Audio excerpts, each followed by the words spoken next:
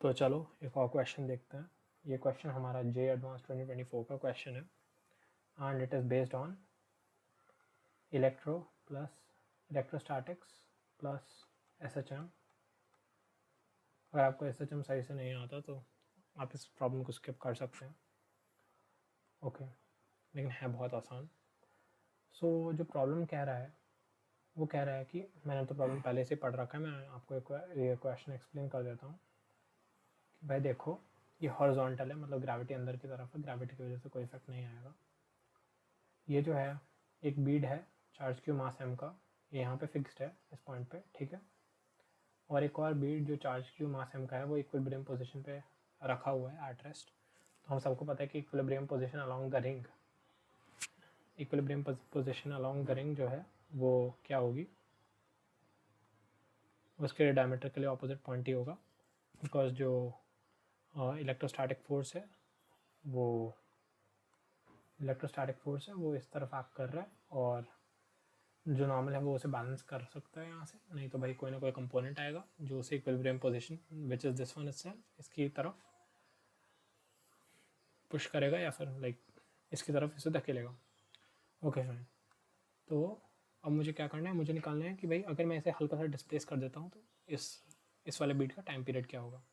तो चलो एक थोड़ा ज़्यादा अच्छा डायग्राम बना लेते हैं, क्योंकि मुझे नहीं लगता उस वाले डायग्राम पे कैलकुलेशन ज़्यादा आसान होगी। ओके फाइन, ये दिया हुआ है,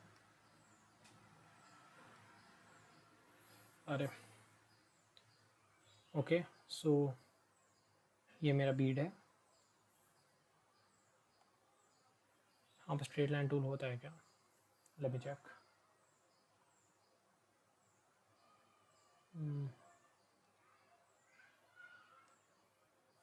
ओके गुड। सो ये मैंने एक लाइन बना दी। तो यहाँ से मैं मान लो कि इसे थोड़ा सा डिस्प्लेस कर दे रहा हूँ इस पॉइंट पे,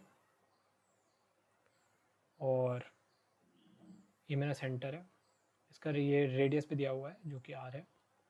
तो ये जो पूरी डिस्टेंस होगी वो 2r के बराबर हो जाएगी।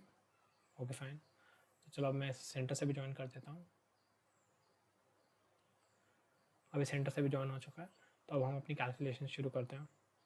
तो मान लो कि भाई मैंने इसे यहाँ से डी थीटा डिस्प्लेस किया, तो आपको एक प्रॉपर्टी पता होगी कि जो एंगल सबटेंड करता है सर्कमफेरेंस पे उसका ट्वाइस एंगल सबटेंड होता है सेंटर पे। तो ये जो एंगल है ये 2d थीटा के बराबर हो जाएगा। ओके,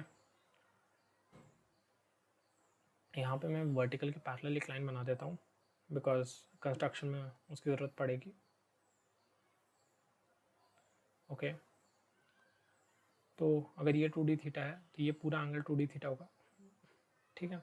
और फिर बेटर, ये आप ऑल्टरनेट इंटीरियर एंगल देख सकते हैं, ये यहाँ पे डी थीटा के बराबर हो जाएगा, क्योंकि ये 2d थीटा है। तो ये जो पूरा एंगल है, लेट मी शो, ये जो पूरा एंगल है ये 2d थीटा के बराबर हो जाएगा, मतलब ये जो एंगल है ये भी डी थीटा के बराबर हो जाएगा, ये भी डी थीटा के बराबर हो जाएगा मेरा। अब मुझे ये देखना है कि रिस्टोरिंग फोर्स क्या है, क्योंकि हमें बस ओमेगा स्क्वायर की वैल्यू निकालनी है, that is the square of angular frequency. तो ये जो पूरा डिस्टेंस है ये 2r के बराबर है, ये जो पूरा डिस्टेंस है ये 2r के बराबर है, राइट। सो यहाँ पे अब मैं फोर्स निकाल देता हूँ। फोर्स ऑफकोर्स इस वाली लाइन के अलॉन्ग होगा, आप देख सकते हो। फोर्स का मैग्नीट्यूड किसके बराबर हो जाएगा,